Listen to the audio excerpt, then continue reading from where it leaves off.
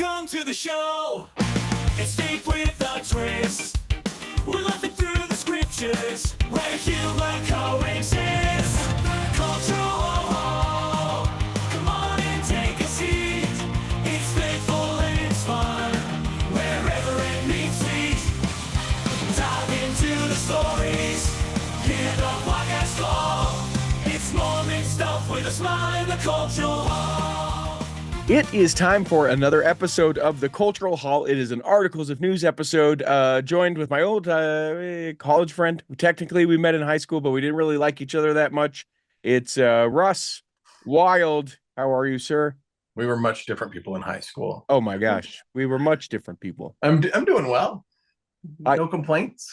I had a rousing conversation, and I believe it was the Austin Temple groundbreaking that started this conversation over on the Facebook. If you go to Cultural Hall on Facebook, you can find us talking about why do we just dump a bunch of dirt and give people gold-plated shovels and turn over some dirt, and then we call that a groundbreaking. Why don't we?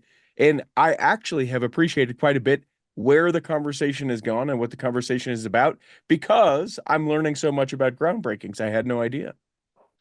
I know that as a journalist, both print and television, I used to hate going to groundbreakings, or sometimes I'd do a ribbon cutting for some reason if I needed something for needed to find a person there or whatever. But I always was disappointed that they didn't do something cooler, like let's use a dump truck and let's freaking dig a hole like tobacco out there and break the ground. Or I think I went to it's gonna sound dumb, but I think a ribbon cutting at Lowe's. Okay, and I think they sawed a board in half, and I was like, yes, do that. Okay, yes, okay, so that makes sense to me.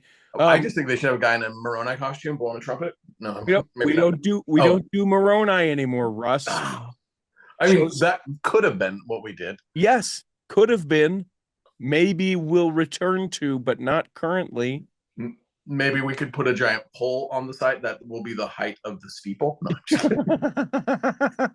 just for context. Yeah, with a little sign behind it that says, how do you measure up? So then you can put your arms out or put your hands up and be able to. You could put one of those signs where like people's donations to reach the goal and color it in. Yeah. However, though, seriously, there were some great suggestions about how a groundbreaking could be more like impactful or like more significant, and even just things like, I think you watched the Austin Temple groundbreaking, right? Did you know who all the people were that were turning dirt over? No, do any of us really know our area authority? Right. Or regional whatever presidencies? Right. Like, not really. Right. And even in the greater Austin area, there's, I don't know, 5 or 6 or 7 or 8, 10 stakes. I'm sure there were all stake presidents there. I know my stake president was there. Sure. But like, I don't know who they are. Sure. But imagine if we took even a second, and we wouldn't want to take more than a second, but to say Russ Wild, stake president of the, whatever stake Russ Wild is not actually the stake president of, he's going to go ahead and do that. Johnny, Peppercorn, he's the mayor of not Austin, where the temple is going. Right. So introduce the people. Yeah. I mean, of just a couple of things. And then other people were like, nah, we should have gotten rid of groundbreaking a long time ago and kept Cornerstone. Cornerstone would be a kind of a more interesting event. I had a conversation about that came from our conversation last time about the Austin Temple groundbreaking. Okay. And someone suggested, now there's a bunch of little towns, obviously, on the north side of Austin where this temple is. It's actually in Cedar Park. Somebody said that the church really missed an opportunity because one of the towns in that northern area is Temple. And so we could have had the Temple, Texas Temple. Yeah. And I'm like, yes, why didn't we? We're holding out for the Temple, Texas Temple up in Pennsylvania, where Temple University is. Yeah. I can't believe you didn't see that one, but no, I didn't. I didn't know we named temples after universities, but I guess. Well, it's adjacent, and we really wanted the temple, but we weren't able to do that. The Temple, Texas Temple sounds awesome. Yeah, yeah. Of course, Texas wants that. Of course they do. It's the alliteration, Richie. Yeah. The alliteration. Yeah, but the Temple, Philadelphia Temple, that sounds like a mouthful. Yeah. The Temple, Texas Pennsylvania. Temple. The Temple, Pennsylvania Temple. That's a lot of. Yeah, that wouldn't work.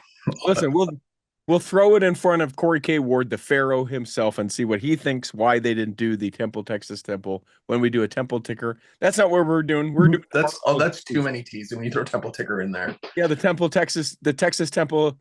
Oh my God, the Temple. I told you it was too many T's. Temple ticker in Texas. I got nothing. Yeah, I was going to tell you this. Got a couple of emails that we got to do. We'll get through a couple of those, and then we'll come back and we'll do actual articles of news. People can always email the show, contact@theculturalhall.com. What I love about it is that sometimes people can be sharing things from the past, things like, that you forget that you even talked about, and then they're listening to it just barely, and they speak in about episode 127. Yeah. You said, well, it's great if they reference it that way. Most of the time, people are just like, well, Russ, whatever, right? And it's like, what are we talking about? Context, please. But I do like the emails. Here we go. Hang on tight, because this goes all over the place. The first one says, I was listening to the latest articles of news discussing the upcoming Secret Lives on Hulu. It sounds like the Cultural Hall is going to cover the show when it comes out. Yeah, more on that here in a minute. I'm a regular listener who's not a member of the church, but is in a non-monogamous message. One thing that I've always enjoyed about the Cultural Hall is that it tries to represent fairly viewpoints that it doesn't endorse and critiques culture from an informed place. Setting aside what these individuals decided to put on a TV show, he says, I think it would be a worthwhile interview to interview a member or couple in the church who have chosen non-monogamy in some form, to which this writer affirms to me, I am certain that they are among you. Easier said than done to find someone, of course. I'd be surprised if some of your listeners aren't candidates, because if you put out the call, the Normalizing Non-Monogamy podcast has had a fair number of pastors on, but only ex-members of the Church of Jesus Christ of Latter-day Saints. They might have some ideas. If you share this email, do not share my name. I did not share his name. I think that would be interesting. There's a certain part, and maybe we get into this if you've watched it. Have you watched The Secret Lives of Mormon Wives? I haven't had the chance yet. Yeah. There's a certain part of me, and maybe I'll just address this far. I'm all for, like, hey, I would love everyone to be, a part of the church. Big tent Mormonism, I think, is how people call it. The church is not for the saint, but is for the sinner. But I think I like to amend that a little bit, like to the sinner who's trying a little bit. Like maybe, like, not to say that the church couldn't benefit everyone. That's not what I'm saying, certainly. But there's some part of, and I was reminded about this within the Secret Lives of Mormon Wives, where it's like, yeah, so this would be a sample of kind of how it's like, right? Yeah, so Mormon people believe that believe in the word of wisdom and believe in a prophet, and and that people should kind of adhere to those things. And it feels like it's like, oh yeah, no, I don't do that. I'm 2.0. I actually don't believe in a prophet, and word of wisdom is not something I'm going to adhere to. But I'm Mormon. Let's go. And I don't get to gatekeep, but there is a certain something to me where I go, well, like, okay, like, I'm glad you want to be a part of it, but like, are you a part of the theology, or or where is it that where you start to adhere to some principles within? I don't know enough, unfortunately, about Judaism to make the comparison there, but I wonder if it's kind of similar how being a Jew is, if your mom or dad were a Jew, then you're a Jew kind of thing. I wonder if that's kind of the way people are approaching Mormon. My mom and dad were both Mormons, so I too am a Mormon. Yeah. And not applying it to the actual religion, literally a cultural Mormon. Sure. And in that case, okay. But it seems like it's it's a difficult haul. This show brings it up to mind, but it's not the, the only thing that makes it. But it's a difficult haul where you're like, okay, well, so like, do you do any of it? Oh no. All right. Do you go to church? Yeah. Do you want to go to church? No. Okay. And I think Yeah. that that's going to be a shift within our culture because we're so big on like, you will do the thing. You need to do the thing, and then do that thing. And if you're not doing that thing, then you don't get the card. You don't get the membership card to go to the special place, which I know makes it sound super basic, but it is a thing where we're like, we definitely believe that you do the things that you're asked and not just like, nah, yeah, I do. Yeah, I'm Jewish, that kind of thing. Right. Yeah. I mean, I think the I think I think we're probably, I mean, depending on your congregation, we're probably welcoming enough to bring in everybody. Mm-hmm. But like when it comes to like, I don't know that I don't know where the comfort level is when in what roles do people play in the meeting. Like if someone's like, yes, this is my group of friends that we all are really friendly together and we all don't believe in prophets, we don't keep the word of wisdom, but we want to come to church and participate. Right. Like if they're at that point, like I don't know, like do they get to teach Sunday school? Do they get to be what, or are they just attending? Like, and I don't think it matters. I think bring them, whatever. Yeah. The more the merrier.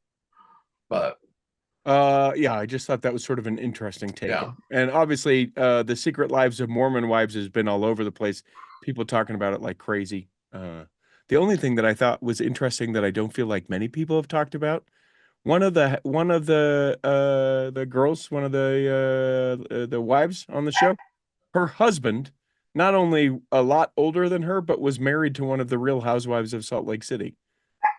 that guy is batting 100. Yeah, well, it's a fascinating thing. I'd love to know more about that guy because I think he also was on The Bachelor or The Bachelorette. He was on one of those shows as well. And so I can't help but wonder if this is just a guy who's like, man, where is drama and can I find people drumming it up? I want to talk to that guy. That I'm here for it. I want to hear from him. Yeah, where's his show? Here's another email that came in. Contact at theculturehall.com. Is your dog all right, Russ? Is that You dog can all hear right? her. Oh yeah. Yeah. When we take a break, I'll make sure she's fine. But she's Okay. just Okay. there. This email came in. This was a follow-up email. Says, I was listening again to a conversation on the show about the movie Heretic, coming out in October, by the way, everyone. Your guest stated that both of the girls playing sister missionaries had served full-time missions for the church. That is incorrect. As I mentioned in the past, we know one of the girls very well. My wife is best friends with her mother. That girl, Chloe East, did not serve a mission. She was married in the temple after a civil wedding. And contrary to articles that I've read elsewhere, she is still active and, according to her mother, goes to church every Sunday. Okay, so maybe her mom thinks she goes to church every Sunday, but maybe she doesn't. That's just a funny aside. Let's keep going with the email. Chloe's mom has told us that she is frustrated at the church and others that have made comments about the movie without having seen any of it. She claims the movie makes the sisters and the church look good. Just in case you're interested, Kirk. So I appreciate Kirk sending that along. I can't wait to see it. Are you going to go see it? I'm totally interested, and I think it'll be great. Yeah, yeah. I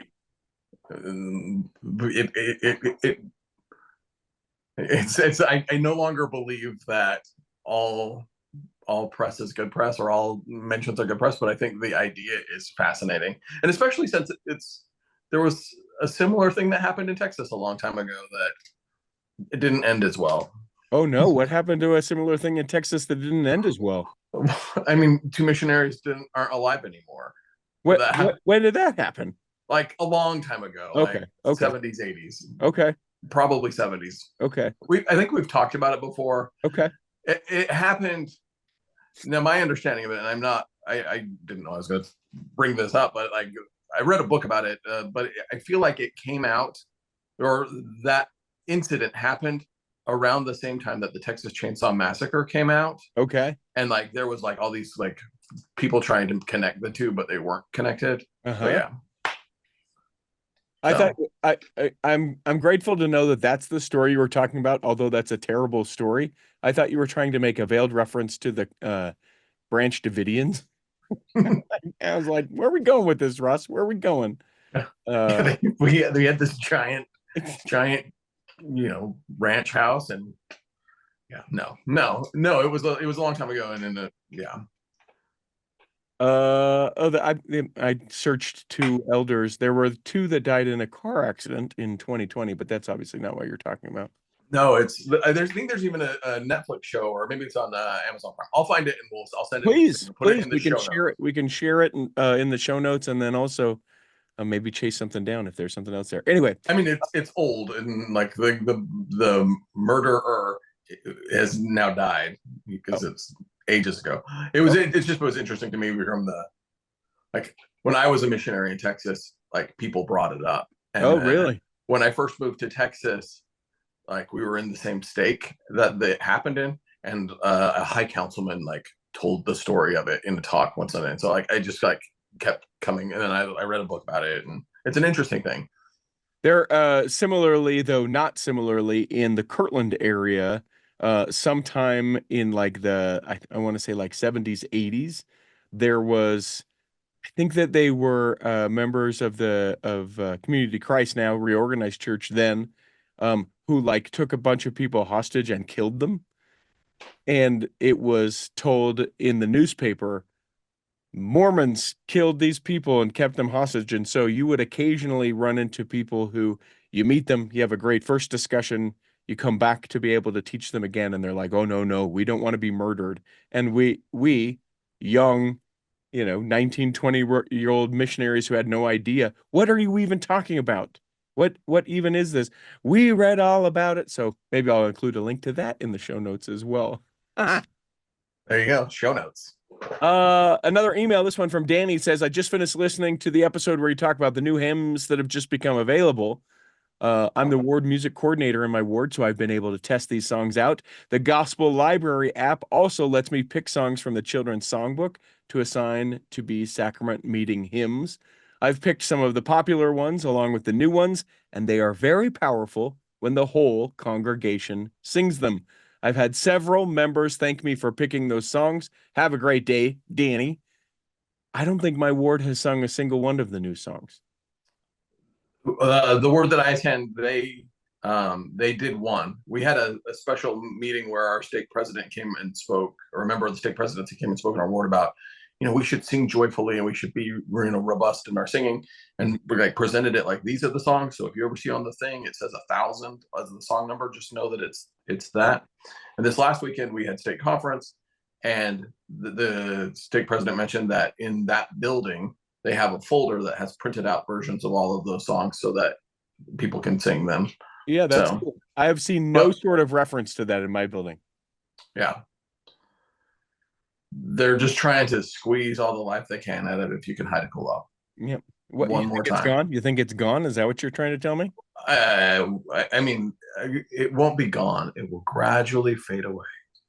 And then it will resurface once a year as a musical number that somebody will sing. Yeah. And it's when they don't have a second speaker, so we just sing all the verses. Yep. And we sing it in that I mean, while we're talking about that, like, can we normalize having 4 speakers in a meeting? That's what I want to do. Yeah. Yeah. And can we normalize like not being terrible as a speaker? Can we well, I think that's how you do it. I think you have 5 or 6 or 4 or whatever people people talk, and then like I don't know, the amount of time that I feel like people are given to speak on a given Sunday is longer than the 12 apostles are given during general conference. Right. And so it's like, you, random person, like, aren't better at speaking than they are. Yep. So, like, let's have them, like, you can do 5 minutes. Good. Let's do 5 minutes. Yeah. I got also, I would Us. love to speak 2 or even 3 times a year if it meant like, oh, you got 5 minutes. Yeah. Yes. That's not a bad idea. I was a participant in a 4-person speaker meeting one time, and the 3 before me took all the time. And I got up and I said, we're supposed to be done at 55 past the hour. And I'm a firm believer in ending things on time. In the name of Jesus Christ, amen. And then sat down. And people were like, yeah. And then they were like, hey, would you like to share your talk with us another time? And I looked at the member of the bishopric and I was like, that was it. That's what I just did That's that. I'll do it again when it's my turn.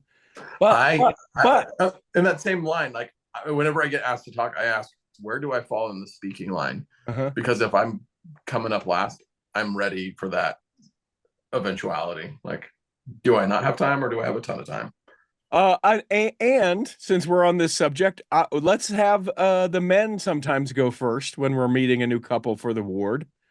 We had in our ward, I think it was last week, maybe the week before, where I think it was genuinely just sort of like, this is how it's done, so this is how we're doing it. The wife was such a better speaker than the husband was, that like I just wish that the husband would have been the one that would have gotten up and said, let me tell you a little bit about me and Stephanie.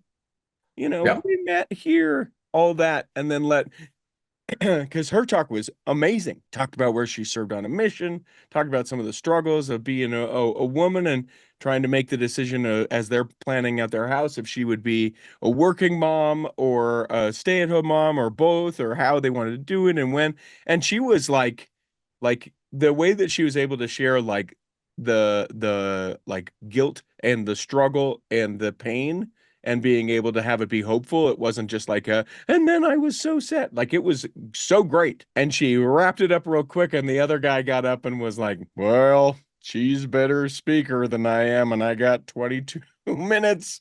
As Elder Collins said in Yeah. this general conference talk, allow me to read from it.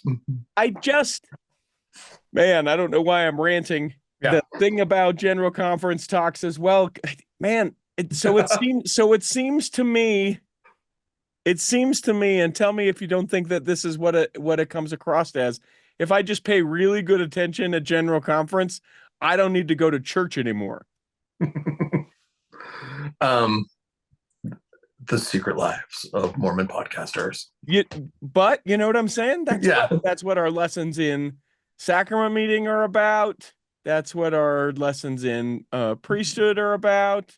Like, I know we're doing Come Follow Me as Sunday school, so okay, I like that. Although this is hilarious and partially my fault. I'm the like technology guy in the ward, but they called me and I was like, I won't be to a whole meeting of church for months. If that's all right, I'll accept this calling and get to it when I can. And they're like, yeah, that's fine. I was able to stay for a small portion. I stayed for a small portion of Sunday school the other day, and they've got microphones now because the average age of my people in my ward is 87, and they're trying to teach people how to talk on microphones, who, as you probably know, because of how we are as people, I don't need it. I can talk loud. Am I not loud enough the way that I talk? And it's like, clearly, can we just use what we've been asked to so that everyone can hear, please and thank you? And it was this. So ask me a question, Russ, and I'll answer it how this went in this class. Why do you think the people weren't able to hit Samuel the Lamanite while high on that city wall? Well, I think that Samuel the Lamanite it just is so bad. Or it's I got it. Or hold on. Or it's this, and they just don't hold the microphone by their face. And I want to be a better person. I want to help these people, and no doubt that's why I was called. But like, as a person who works in this, like, I just wanted to stop and be like, okay, I know it's spiritual time. Let's talk just like a technical thing real quick here. This is how a microphone works. Here's where the receiving end of the microphone is. This is about the distance that you would need, unless here you go, and don't ever like this, and like all these things. And instead I just was like, I gotta go. I'm gonna go to work. Well, here's an idea for you. My Sunday school teacher, it's kind of amazing. I don't know exactly the ins and outs of it, but he does a Google Slides presentation, like PowerPoint, right? Yeah. But in that, he sets it to do dictation or whatever. So he has a projector going that has, his PowerPoint presentation, but it's doing essentially closed captioning. Okay. It's like, you know how that live dictation stuff works. It's like 90% of the right, Uh-huh. but it's good enough, right? Uh-huh. But whatever microphone he's wearing to do it is decent enough that it picks up about 90% of people's comments too. And so it's all closed captioned on the screen. I think it's great. Jeez, that's awesome. I Yeah. love that. I love it. Yeah. We've got 4 microphones and they're not really great. And I just think maybe instead of paying tithing in the traditional sense, the church is going to get a present of 4 good microphones that we can use because that's my calling. That's a discussion for a different time because I firmly believe in things like that. I digress. Well, I mean, people used to pay tithing in honey Yeah. Well, sweetheart. or wheat. Let's see here. Chris Babcock sends in, "Hey, I just heard a guest on the Hear Him podcast, Shima Boffman, professor of criminal law at BYU. They mentioned her background about being born in Iran and was able to immigrate during the Iran and Iraq war. Let's hear that story in the Cultural Hall." All right, Chris, I will reach out there. Paul weighs in, "Hey, I am here to solve your dilemma about the nickname for Taylor Westbrook." Other co-host of the Articles of News, Taylor Westbrook. He says, heretofore, let his name be referred to as T-Dub. Have fun with this. I know I will as you use these emails in your Articles of News episodes. By the way, I love your show. It has just enough irreverence to be funny, but it's still uplifting. Thank you for your service, Brother Paul. And then this, while I was contemplating the universe and all of the things this morning, right before we got on, I got this email that says, from Laura, "I just wanted to reach out because I am a relatively long-time listener, 5 years. I've never taken the time to let you know how much I appreciate the content on this show. I have especially enjoyed the content of late. The first female chaplain, what a great episode. The rugby Olympian, both awesome. I also really enjoyed the Articles of News, the Temple Ticker, and the Saints Who Sport episodes. I appreciate staying up to date on all things or on the church and church adjacent. Thank you for all that you guys do and to everyone who contributes, Laura." So thank you to all of those folks. Let's take a break, and when we come back, we'll do actual Articles of News. Check on that dog. BestDJinUtah.com is the website. That is where you go if you would like me to come and DJ your event. Now, will I do a family reunion where you all wear the same t-shirts? You bet I will. Will I travel to wherever you're at? Uh-huh. Am I reasonable as far as what I cost? Yes. Do I bring a good time? Yeah, all the things. Listen, Best DJ in Utah, it's my company. It's a thing I do that allows me to be able to have the time to do the Cultural Hall. So if someone's getting married, you think, man, they need a great DJ. You're throwing a party, whether it's a 50th or 60th or 40th or 20th or whatever the party is. I've done them all and would love to be able to do that. An anniversary party, certainly done those. I did a baptism in 2023. Yeah, we did a big dance party at a baptism. Spoiler, not a Mormon baptism, but it was fun nonetheless. BestDJinUtah.com is a website. I will get back to you within 24 hours with a quote. Come on now. BestDJinUtah.com. Imagine running a small business today. It's challenging. Imaging and internet presence is an absolute must. Even with that, you're still a small star in a bright cyber universe. Now, imagine you have someone who understands how to get your site designed for your talents and then easily searched by potential clients. Imagine Lennon Design. Whether it's strictly a website or a whole package of logo creation, advertising media, and promotional materials, Lennon Design is your partner in business. They'll test the boundaries of their imagination to create something unique for you. When you need creative, affordable design, let it be Lennon Design. Call 801-699-3022 or visit LennonDesign.com. Here in the second half of Articles of News, we are going to do some Articles of News, but I forgot one more thing that I wanted to share. Here's the thing. We are so close, everybody. We are 5 away from 400 reviews, which, been around for 13 years. Should we have more than 400? Yeah, probably, but that's not the point of what I'm about to say. We have 5 reviews that we need until we get to 400 reviews. This is, of course, on Apple. So I'm going to make the push. Let's get past 400. If you listen in Apple, and statistics tell me that the majority of you do, go to where you can write a nice thing about the show and say, hey, this, and then submit it so that other people can be able to enjoy the Culture Hall as well. Helps push things in the algorithms. I love it when you share the show with people and we say, oh, I didn't know you guys are so great. We just didn't know you even existed. but take that opportunity because, again, 5 ratings away from 400 ratings. And got a new one. This one from JJ Hooray says, this show has got it. I don't always agree with Richie and his guests, but as he says, he always brings a good time. I hope I'm well enough to listen this week and well enough to listen next week. So thank you to JJ Murray. And that just shows you how easy it is to leave a review. It can just be a simple sentence like that. Like, hey, you know what? I like that thing, that show. If you don't like it, keep it to yourself because that is damaging as well. So just like your mom said. Constructive criticism's Yeah. nice. Yeah, constructive criticism is nice. Just being a jerk is not nice. But like Richie looks silly in a hat. Do I look silly? Doesn't help anyone. Do I look silly in a hat? No. I'll not wear hats. That would be constructive criticism to me. I'm wearing a hat right now. If you're a Patreon saint, by going to patreon.com/The Cultural Hall, you get to watch the videos early before they drop. A quick reminder that we're on YouTube, everybody. Find us there and subscribe. Maybe I do look ridiculous in a hat. The brim on this hat looks real big. You know what would look better? A visor. Oh, yeah? My wife is a visor gal. We tease her. Oh, did you play tennis in high school? I asked her if she dealt cards in high school. Go down to the casino? Is that how you made a little money on the side? Dealing cards down at the casino? She didn't, by the way. He was a peppermill girl. Yeah, yeah, a Rainbow Casino. Oh, That's for local. That's for local folks. Let's do it. Hit it, Peter. You can't lose articles of news. And away we go. I sent you a bunch of articles of news, but we need to start here. Happy birthday, President Nelson. That is so many candles. Day to you. I thought that was interesting.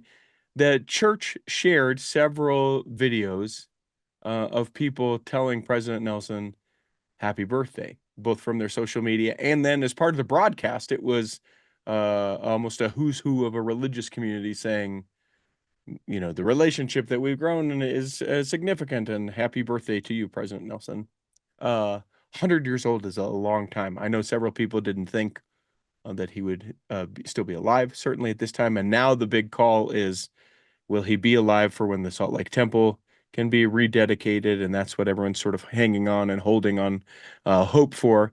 But one of the things, and this has nothing to do with anything, but it's where my mind goes, these little kids, when they would sing happy birthday, the very obvious to keep the cadence is President Nelson. But people couldn't do that. What did they? I watched the broadcast. I didn't notice. What did they do? Happy birthday, President Russell M. Nelson. Like or happy birthday, President and Prophet Russell M. Nelson. And also it was sort of weird. And I know that we consider him the president of the church, but there were a couple of these religious leaders who referred to him as president instead of prophet. And I don't know if that was just like I can't bring myself to say prophet because of, conviction or whatever that would be, or if they just consider president and that's how they do it, or if that's really what they call him. But when in one of them, he's like, President Nelson, President, happy birthday, Mr. President. And I was like, okay, all right, I'm here for it, but this sure feels different. Right. Well, I mean, you don't generally say Prophet Nelson. You don't say, like, I don't know that we've ever referred to the president of the church as, I mean, obviously we sustain them as prophets, seers, and revelators, but like, we don't refer to them as Prophet Nelson. You get these conference talks at your church meetings. Nobody stands up as prophet. They might say the prophet, but they wouldn't say Prophet Nelson or. Yeah, I don't think it's weird that someone of another faith wouldn't refer to him as a prophet. That would almost seem weird if they did to me. Yeah. But I for some reason I guess it was just the without the Nelson where they're like Mr. President. Oh yeah, and that happy birthday, Mr. President seemed really weird. And I think even in Elder Holland's remarks, he said during your administration, and that felt weird to me too. Yeah, but I mean, those are all applicable, and it's not right. I mean, it's just a reference to it that I go, huh, how about that? It's not it's the way, I guess, we're so steeped in presidential language, and like to shift the political president to this president feels weird, but like I guess that's how you do it. Presidency. Like It's worth noting, lots of articles in the last week, news-wise. It's one of two camps. It's either Secret Lives of Mormon Wives or President Nelson turning 100. That was the news for the last week. I didn't know this. There were a few articles about President Nelson and just things that that you may know about him or want to know about him. He loves puzzles. I didn't know that. I didn't either. I love that that was part of the article. I mean, I assume as you're a recognized person in Utah, you probably can't have your hobbies be like, I like to go mini golfing, or I like to go. Well, skiing he did for a long time. Sure. Yeah. But yeah, I but think, skiing's a little bit easier to be incognito with. yeah, because you're helmet and mask. Yeah, it's not like he can be like, and President Nelson likes to attend punk rock shows, which he does weekly. He also enjoys ska music. He likes to make the mundane chores feel exciting. This is just from one of the articles that I was like, okay. He likes to be up to date on the latest technology. I thought it was interesting. This article talks about how he was with family. Family took pictures, and then he said to one of his kids. Now, granted, you got to remember his kids are like 70, 80 years old. That's how old his kids are. Right. His kids, his children, says, hey, airdrop that photo to me. And the kids are like, what? And he's like, let dad show you what airdropping is. He's a early adopter to technology. I thought that was kind of a profound thing from within this article. This very like softball article, right? Right. He gives each of his daughters corsages for Mother's Day, which is cool because not only does that have to be part of the article for people to know what a corsage is, but it's also respect to like women being like, hey, what a cool thing. That's a fun tradition. I thought that was kind of cool. I thought it was funny that they said that he liked to do like housework or yard work kind of as exercise. Because my grandmother also did that. I remember when I went to her house and like she had the new MC Hammer tape. I was like, what the world do you have this for? And she's like, Oprah said if I put that on when I clean the house, I can burn more calories. And so that's what she did. So then I started borrowing music from my grandma because she had the best, for working out too. She was too legit to quit. Then there was these 100 facts about President Nelson. I want to blow through these pretty quick. I'm not doing all 100, not to worry. But I thought some of these were interesting. 9-pound, 11-ounce baby. Didn't know that. He's a big old baby 100 years ago. That's a big baby. Actually, back in 1924, that was an average size baby. His family was not active in the church while he was growing up.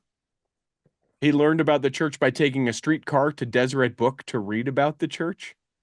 As a young boy, he once broke every bottle of his parents' alcohol and poured it down the drain in the basement floor. Thought that was kind of interesting. Baptized when he was 16. Used to play the bugle. Skipped 5th grade.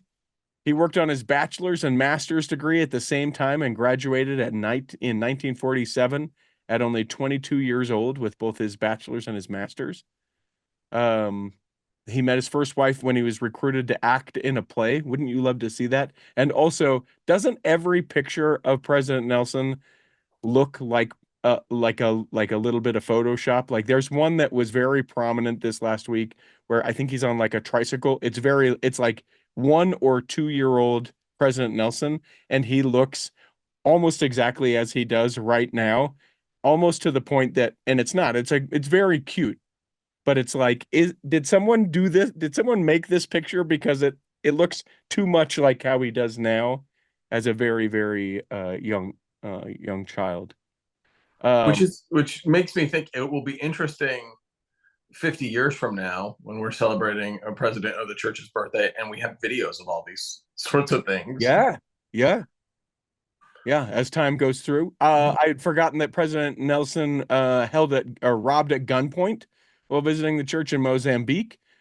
He performed multiple surgeries on dogs before while he was developing a heart-lung machine. They did that. They used to do that on dogs. Operated on nearly 7,000 people during his career as a surgeon. Served in the Korean War as a captain. Uh, his 10th child and only son. This is wild. His 10th child. So follow this. His 10th child and only son was born 2 months after his first grandson. He nearly drowned one time on a trip rafting down the Colorado River. He wrote a book called The Gateway We Call Death. That's a book that's out there. It's about after his daughter died of cancer. I thought that was interesting. He was the first general authority to get a computer and adopt new technologies, and the first president of the church to have a computer in his office in the church, in where the president's office is in the church. That's administration building. Wow, that's surprising to me. Isn't that wild? Yeah, So no, he's like, nope, President Monson, no, thank you. yeah, I would have thought President Hinckley would have had a computer. Yeah, nope. He was the Bonneville Stake president in 1945, which means he would have been very, very, very, very young, early 20s. I didn't know this. He served as a Sunday school general president from 1971 to 1979. Didn't know that. Let's see. He never served in the first presidency before coming the prophet. He was the first Latter-day Saint prophet to meet with the Pope, and he has announced 168 new temples to be built, more than any other prophet. So I also find it very interesting that his birth was closer to the restoration of the church than his birth to now. yeah, Which, like, to me, just says like that's how short church history in totality is. It's, there was 90 plus years, and then President Nelson was born, and then there's been 100 years. Yeah. They one of the articles points out that I don't know if it was that he met them or was in proximity of all but 5 of the prophets of the church, which I think is wild. So there you go. Short amount of time. Happy birthday, President Nelson. I sent you this kind of mashup of news stuff. Anything that you wish to bring up, to talk about, to go for? Can you name some of the most notable infamous Latter-day Saint criminals? So I can do. I thought this list was interesting, and people love lists, I suppose. Yeah. Let's go for it. I felt like I knew about 7 of the 10. Could tell you like who and what they did, but it also is kind of an odd list. It's headlined as the 10 most, or 10 infamous Latter-day Saint criminals. Yeah, there were some that I just was like, yeah, okay. So let's go through them. So Mark Hoffman, you take the odd ones, I'll take the even ones. So yeah, Mark Hoffman topped the list. Obviously, the salamander letter and the bombings in Salt Lake City. Yeah, the fake. I found the thing that everyone's been looking for forever. I found another thing. A forger. Yeah. The documentary on Netflix about him is really, really interesting. Yeah, we talked with the folks about it. I think it's Murder Among the Mormons. Is that right? Yep. Yeah. Then Ron and Dan Lafferty. Lafferty brothers were involved in a double murder, claiming to act on divine revelation. This is what, at least in part, Under the Banner of Heaven is about, the Hulu series. Feel like I knew about these 2 as well. Terrible, Right. Kind of thing. But feel like I knew about the Lafferty brothers, at least at name. And normally you hear it referred to as the Lafferty brothers as opposed to Ron and Dan Lafferty. But right.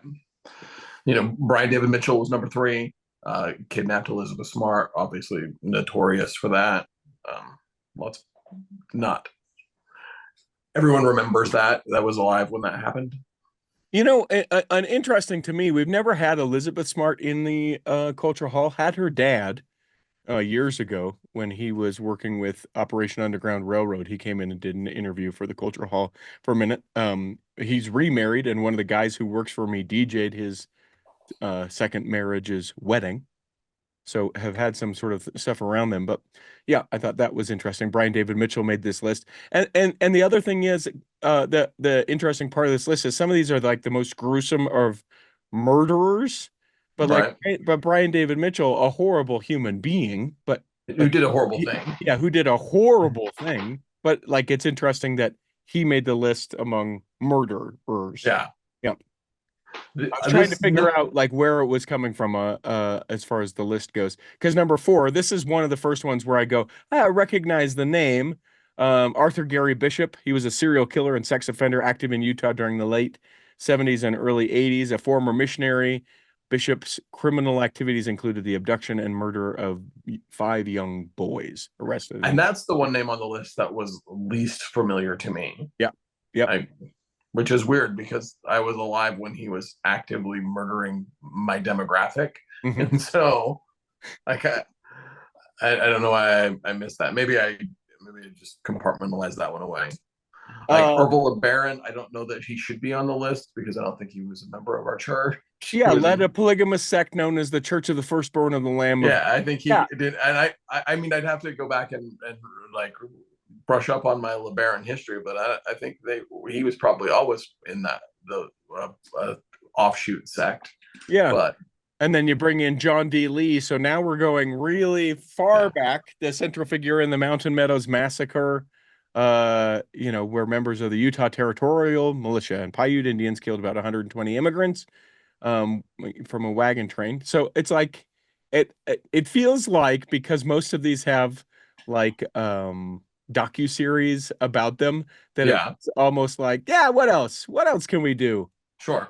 I mean, and then number 7 is Tom Green, not the delightful Canadian comic, the polygamist from Western Utah. He was one of the people that was first prosecuted for polygamy. He kind of stuck it in everybody's face and was on all those daytime TV shows in the 90s. But I don't think a Latter-day Saint, was he? I mean, again, he was like a offshoot, polygamist. right? He might have been. I think he might have started as one and like went down the polygamy rabbit hole. Also, he didn't put his bum on things like the other Tom Green. People are like, what? Everybody's gonna have to like, I don't dare Google Tom Green. My butt is on. Yeah. Those that know are laughing and everyone else is like, what? Warren Jeffs, again, this is another one that is like church adjacent. I mean, if I was on this list and I was like number 9 behind Warren Jeffs, I'd be like, he's not even one of us. Yeah. Which I'm sure which I'm sure actually is what Lori Vallow Daybell, who is number 9, is saying. It's like, come on, guys. She's like, I was number 9 on the list of infamous Mormons, but 3 of them weren't really Mormon. Yeah. So I should be 6. Gross. And then number 10, Ted Bundy, which many people know about. I'm always. He converted. I mean, I hear that. What? You hear that he converted? He converted. What? I don't know. I guess I haven't. And the telling of the stories when like he joined the church, like to me, I never.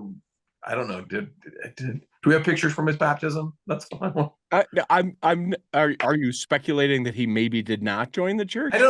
I'm curious if whether he actually got baptized, but maybe I've just missed that, and I just feel like I know that he was tangentially involved, and but I don't know. Okay. Sure. Does it make a difference to you? Someone pointed out as we shared this article on Facebook. These are all people who have been excommunicated from the church if ever they were members of the church. And so the headline is wrong. And it's like, I mean, the article is messy. It's a weird talking piece for this Articles of News episode. But I mean, I feel like, obviously, like, yes, Ted Bundy is, we can claim him as much as we can claim Warren Jeffs or whatever. Like, if you want to, like, that wasn't a key part of the story, but it also, to me, it speaks to that same idea. It was like, I don't really like the idea of like Mormon celebrities or celebrities that are Mormon. Like, I don't care. Mm-hmm. Did you know the guy who starred in whatever is a Mormon? I mean, I didn't, and I don't care. Like, it doesn't help me or motivate me or You don't think it's normalize interesting me. ever? I Ever? don't like it. Ever? I mean, I don't like. I know like what does, for instance, I don't like that we like. Did you know Ken in the Barbie movie was Mormon? Yeah, yeah, no, it's weird that we I'm do that. like, was he? Like, okay, like, I mean, I guess it would make it different to me if like we didn't baptize kids at 8, kind of willy nilly. Like, Mhm. you can get baptized at 8 and never go back. Like, Yeah. like that doesn't, to me, that doesn't. I mean, it's like we talked about the are you a Mormon because your parents were Mormon? And is that why Jules Mormon adjacent? Like it's yeah. It Okay, just so doesn't. let me ask you this about that then. Say Ken was an active Mormon into his early 20s and then no longer a member of the church. Is it interesting to you then? I mean, it's not really interesting to me. That's why it Okay. bothers me that we're like, oh, like we, it's like we're trying to claim their celebrity, and I don't like that. Yeah. I like Like, to show off how much I know, and that's why I like to say it. no, and that's a fair point. But like, I feel like in a way, and maybe this isn't accurate for everyone, but I feel like when we like, well, this person's also a Mormon, it's like trying to normalize it. Like, we're not weird, we're not Yep. different. Look, Harry Reid is a Mormon, and so like, or whatever, or Was a Mormon, Russ. Be yeah, I mean, respectful. like, Be respectful. I mean, like, and I would do that. I would drop Harry Reid's name a lot during when Mitt Romney was running for president, and I'd be Sure, like, sure. yeah, it's like, you know, the Yeah. Mormons are going to take over, like the head of the Senate and the president are both going to be Mormons, and they're like, wait, what?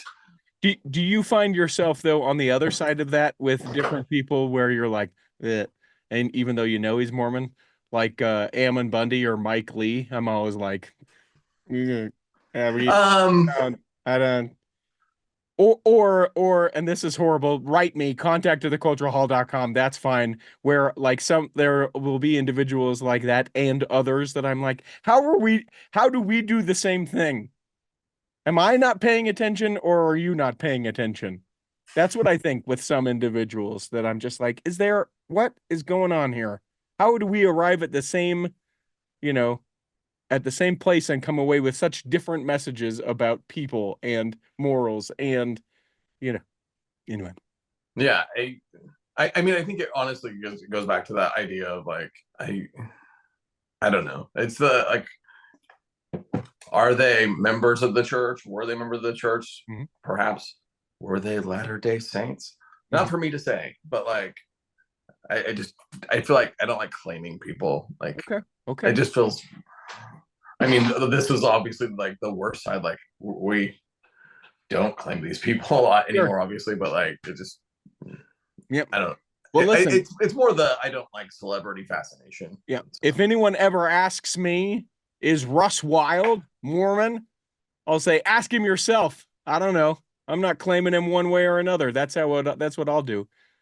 Yeah, there used to be. I haven't checked for it. There used to be a famous Mormons website. I'm sure there is. Yeah, I'm sure it's still there. And then like, but like, I should have made it my goal in life to be on that, but Oh, you weren't? I was. when I was on television, I wasn't. Well, you're a media person. All right, I got a bunch of news that we got to get to. So let's go quick. Let's make an effort to go through as many stories as we can. There was a huge article. It continues to be popular about these lifestyle influencers that are members of the church, right? You talk about the ballerina farmer, all these different individuals. And so I took this article and I copied and pasted it into my AI. I use the Gemini. That's the one I like. And I said, summarize this for me. And so it spit out why Mormon lifestyle influencers are popular. And it just button pointed it to me. And I love this. Number one, it's a blend of traditional and modern. They present an appealing mix of family values and modern success, embodying fam and glam, which I love that term, fam and glam. Come on. They avoid muted religion is the second bullet point. It says they avoid overt religious messaging, making their lifestyle more palatable to a broader audience. Third, relatable values. They emphasize positive values like authenticity and service, resonating with those who fear societal decline. So it's a hope, a relatable, hopeful thing. Seemingly egalitarian gender roles. The women often take the lead in these, while husbands are supportive, appealing to contemporary views on gender. One of the reasons why AI says that they're popular. An aspirational lifestyle, their curated lives and success, even if unsustainable, create an appealing fantasy for viewers. So I thought that was interesting. And then, because AI always does more than you want it to, it said key challenges of Mormon influencers, and then gave me a couple of bullet points. I just thought this was interesting because I 100% believe this, and you see it walked out in Secret Lives of Mormon Wives. Backlash, deviation from the ideal image, too traditional or too modern, can lead to intense criticism. Unsustainability, the pressure to maintain a perfect image and balance career and family can be overwhelming. And misrepresentation, the curated image can mask the realities of their lives and the patriarchal structures of their faith. I thought it was absolutely fascinating. I'm never reading a whole article again. I I am think always copy pasting into AI and letting it tell me what to do. I mean, I feel like that backlash thing is like a very real thing. That like, Yeah. if you set yourself up as one thing, like, I mean, you think of Lindsay Sterling, like her clothes are critiqued Mm-hmm. constantly, and like all of those things, and like, and perhaps the Secret Lives wives or whatever, those ladies are gonna push the envelope to the point that people like, oh, that person's a Mormon, yeah, whatever they're wearing or doing, I don't know, yeah, they're Mormon, yep, we're all we can move on and not worry about the criticisms like fade because it's yeah, I guess we're all things. So maybe that's a good thing that comes out of it. Yeah. One thing I missed when we were talking about President Nelson, in the year that he was born, the first Little Orphan Annie comic strip appeared. I thought that was interesting. J. Edgar Hoover became the head of the FBI the year that he was born. Well, and then Elder Holland said that Band-Aids were created or released that year. Yep. Rhapsody in Blue premiered the year that President Nelson was born. Gershwin's Rhapsody in Blue. Anyway, quick asides as far as that goes. This also I thought fascinating. The church, you know, we don't just like land in Florida, we like land in Australia, just bought $300 million worth of land that included tens of thousands of water rights. This just outside of Queensland, or is it Queensland? Both, and I mean, like, that's the state, so yeah, just outside is probably relative because Australia's big. Okay, but yeah, 64,000 acres. There's a lot of unused space in Australia too. So I wonder what the plan is. they're going to go for walkabouts. They're going to make they're making trek just walkabouts now across Australia. FSY Australia is going to be the one to attend. Yes, gosh, that'd be so cool. 157,000 saints and more than 300 congregations. I wonder, since there's 157,000 Latter-day Saints in Australia, and we just bought 64,000 acres new. I wonder what we owned before. Are we to the point where we're close enough to having 1 acre per member in Australia? You get an acre. And do we want to get to that point, or do we want to? Well, I mean, we hope the numbers go up, right? You look at Florida, we have enough that like it's probably like 20 acres per member of the church in Florida. I'm sure Nebraska's similarly skewed. Yep, Missouri. We are the major landowner. I think the last time I looked at it, like we are the largest landowner in like 10 states in the United States as a church. You're not making more land.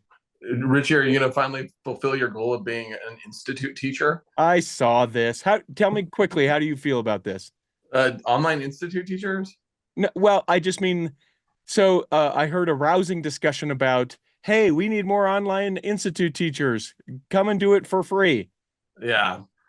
I mean, I feel like, I don't know that it talks about it, but I feel like seminary is also going the same way.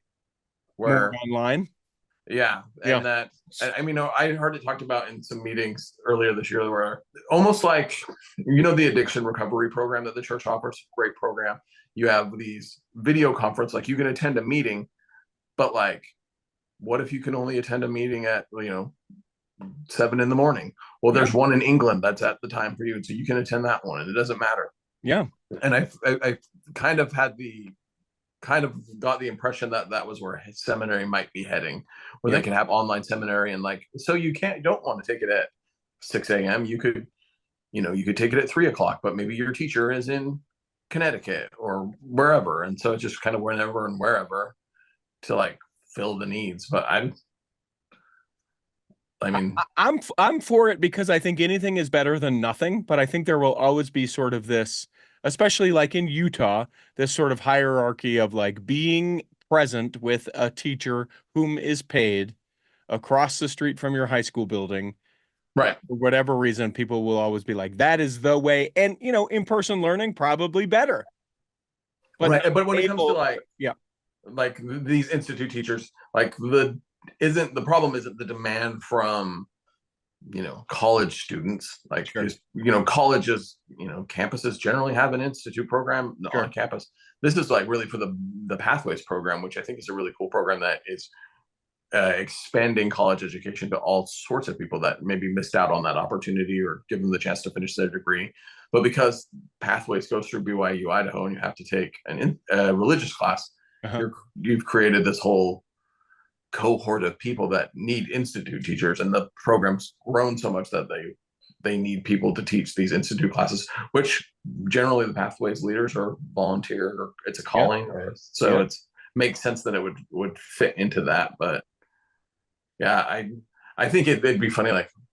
I was a seminary teacher for a while, but that's not the same as being a seminary teacher in Utah, where you get the pay.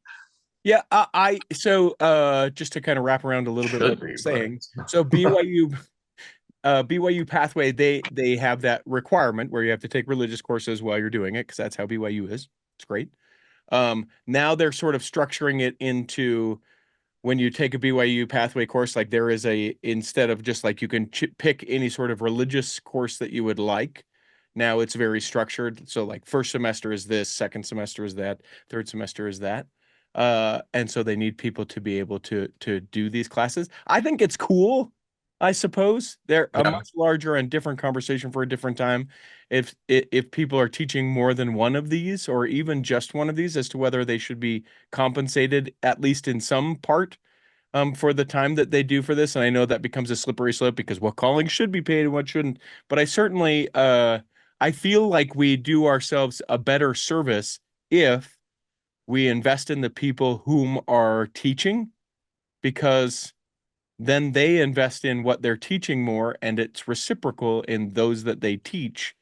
So, not to say that I think anyone's going out there and be like, I'm going to be a lousy institute teacher. Let's go BYU Pathway. I don't think that's the way our people work, but I do think that a small return on investment, even if it's just Russ, if you are a institute teacher for the year, we will give you a laptop that you get to keep, three light process, and a camera, and now be our Zoom teacher.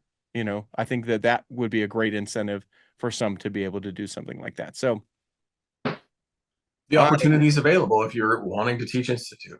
And I wonder if it's a way to get in. I know that in some parts of this country, it's hard to become a teacher. So maybe that's a great way to get your foot in the door, as it were. Other quick stories. Update about the BYU Medical School. It's going to be including classroom the instruction. Russell M. Nelson Medical School. Yes, without question, that will be what it's called. It just hasn't been officially announced that yet. Classroom instruction, administrative center, clinical training will happen. Multiple offsite locations.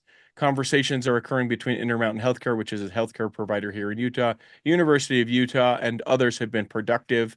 BYU's medical school will focus on teaching and training with research in areas of strategic importance to the church. So very cool to be able to have this. And I'm calling it right now. You're going to get almost like the Jerusalem Center for people that go overseas and study there. You are going to have a medical Jerusalem Center in somewhere on the continent of Africa. and there will be a small like satellite, hey, go here and put into practice the things that you've done, almost like a residency, something like that, without fail, without question, less than 10 years guaranteed. So when that happens, everyone can go, oh yeah, of course, we knew Richie was right, just like the Tooele Temple. Maybe one or two other stories, anything that you wish to hit? I always like it when we as church members do something to give back to the community. And in Micronesia, we built a rad playground for kids with special needs, and I think that's great to be able to make a playground. Have you ever been to one of these playgrounds that are like an all-inclusive playground? No, Like, although they sound awesome. So it's just essentially so that any kid can come with any sort of anything going on yeah, in their I life mean, and they can I've been enjoy to, themselves. there's a theme park in San Antonio that is like this on steroids, but where it's essentially like you in a wheelchair, cool. You can still get in the playground and like make it up everything and like do other things. There's special slides and swings, and like the one that the church built had, it was designed for special needs, and like it has special swings and climbing bars and a climbing wall, all for people who have all sorts of different abilities and yeah, capabilities. So they were able to help there out there. And I don't know how to say the name of Horse Ray, I think is the name of the area where that happened. And the kids, when they came back to school, they found that new playground waiting for them. I think it's great that like in the world of things that I wish we did more of, it would be like finding a need and then like providing that need. Like they needed a playground, let's do it. Well, talk about finding a need and then doing it. There is a potato derby. The Church of Jesus Christ and their youth I need participated that. in the potato derby for the second year in a row this last Friday and Saturday evening. Elizabeth Keel, the not Springville, Utah ward primary president, the activity was for ages 11 to 18. A meal of baked potatoes was prepared for the youth by cutting the potatoes so they would fit on the track and then assembling the potatoes by adding washers, wheels, and various decorations. It's like the Pinewood Derby with a potato. I love it. I why didn't I think of making Pinewood Derby cars out of potatoes? That's a great, and you invite the community to that. Make your potato race car. Let's go. Yeah. And then you eat the racers. You wash them up and then you eat them. That's the fry lesson. those suckers, and everyone's happy. Let's end on this. In the south part of the Salt Lake Valley, there's a place called South Mountain. Draper is the city that is. When I was a kid, we called it Point of the Mountain. Yeah, it is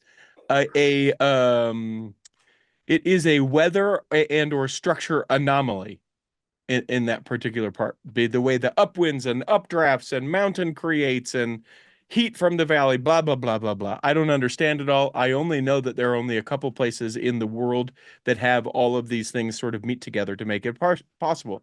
And so you will oftentimes, if you ever come to the Salt Lake Valley, see paragliders, you will see hang gliders, you will see all sorts of folks up in the air, and it is people, they come from all over. Imagine, you're a fisherman and you've always wanted to fish. A great place, you go to Yellowstone and you're like, oh, that it's like that. They make pilgrimages to these places to be able to do it. Well, in Draper, a motorized paraglider plunged from the sky and through the roof of one of the LDS chapels recently. This was on a Sunday morning, and witnesses said that they saw the man power gliding, spiraling down out of control. It happens. It doesn't happen frequently. Not the church part of it, but just the crashing of these. Right. The man, who is 57-year-old Jim Peterson of Bluffdale, a neighboring community of Draper, crashed through the roof of the Church of Jesus Christ of Latter-day Saints. The high-angle rescue team tried to retrieve the man from inside the building, but he was dead by the time they reached him. Every year, there's one or two people, unfortunately, who pay the ultimate price for the sport they love, said another paragliding pilot, Steve Howlett. We flew every chance. He was spinning quite rapidly, which creates a huge amount of G-force to make a hole that small and that defined that indicates a downward speed. Church canceled. So as I understand it, and this is just secondhand information, it was in the first part of a sacrament meeting of that ward. People were sitting. What in the world was that? Everyone, please leave. I can't even imagine that sort of scenario. Wow. Yeah, that is. Ugh. Yeah, I'm assuming he didn't like. There's an attic space right between the roof and the, or maybe he hit another part of the building, so he didn't like come through into the sacrament meeting. Oh no! Can you imagine the trauma of something like that? Oh man, I mean that's bad enough, but. Oof. But yeah, it was a thing that, as I understand it, it was no, please don't look. Please get, the message from the pulpit was, someone comes in. All right, everyone, please leave. Please don't stand around and gawk. Please allow just getting the audience or the congregation out of the building, and as rescuers are trying to get in, like. Yep. I mean, granted, it's Draper, so they could all have walked home, probably. But walked home within 90 seconds for sure. I was gonna say, like if your car is trapped behind the fire engine, you're like, can't we? Yeah. But what a terrible way to end your sacrament. And I mean, I imagine they fix it pretty quick, but sure. Well, I suppose a tragic way to die, right? But you also think, man, the older I get, I hope I die doing something I love. Right. If it is something just, I don't know. Let's not get dark. Let's just end this. I mean, yeah, you don't want to do that when you're 50 something, though. No. Let's end this sucker out, shall we? Russell M. Nelson's going to go skiing later this winter. Russ, I hope that this episode has nourished and strengthened your body. And if you were able to attend next time, you could attend. Yep, close-ish. I mean, you've been a member your whole life and you can't remember these things that we say every time. That's fine. And that when the time comes, you'll be able to travel home in safety. In the meantime, Chris at Alpine Lakes Travel, Rick McGee, Debbie Wanless, Chocolate Cake Bites Podcast, and the Tiger with a U will be saving a seat for you on the back row of the cultural hall. Save me a seat, it's sure to be neat on the back row. We really gotta go on the cultural hall show.